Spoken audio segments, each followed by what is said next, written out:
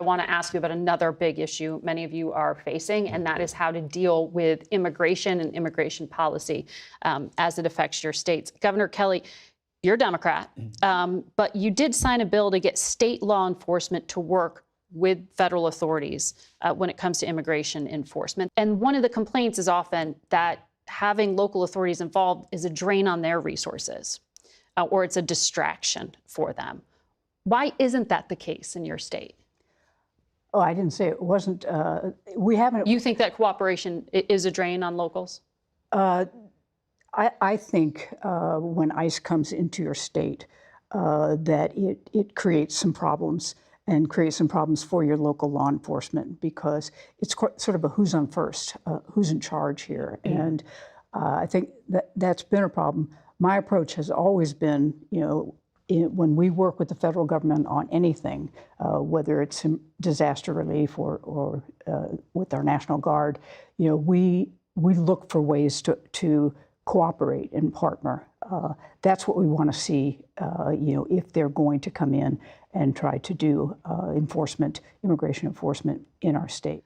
Governor Beshear, in your state, the Republican legislators want to pass a bill to force the state to work with ICE, as I understand it. You're not a fan of this idea. We'll Why? see what happens in my state legislature, because at the end of, I think, last week, 2 of our Republican senators got up on the Senate floor and talked about how they thought this immigration enforcement had gone too far. For me, I believe that border security is national security, and we needed to tighten our borders. We also have to enforce our laws as a nation, but how we do it shows our humanity or our lack thereof. Shackling people's legs, putting them in cages that we would not put animals in is wrong. And Where have you seen that? Well, you see it in the pictures coming out of the Alligator Alcatraz or other facilities. We read about kids getting sick and not getting the health care they need in the Texas facility. But the tactics of ICE show that there is a significant training problem. Far too aggressive, and there is now an American body count. They believe they can go into an American citizen's home with just an administrative warrant. They cannot. So I've called for the retraining of all ICE agents. And in the meantime, if they think there's a violent criminal in Kentucky illegally, send us his or her name. We'll go get them. You're talking there about administrative versus judicial warrants and the ability to enter.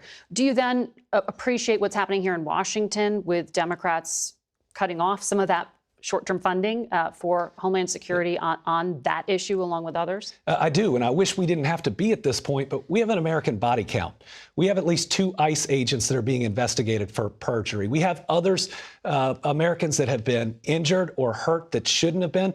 I was the top law enforcement official in Kentucky. I've never seen a law enforcement agency, state, local, or federal, act with the same tactics that ICE does. And these are on our streets. These are in our cities. They would argue that the amount of immigration was at such unprecedented levels that new operational things had to be adapted. That's what the administration argues, right? That they have to do the tough business now. You're not buying it. Watch the videos. This is not how law enforcement acts.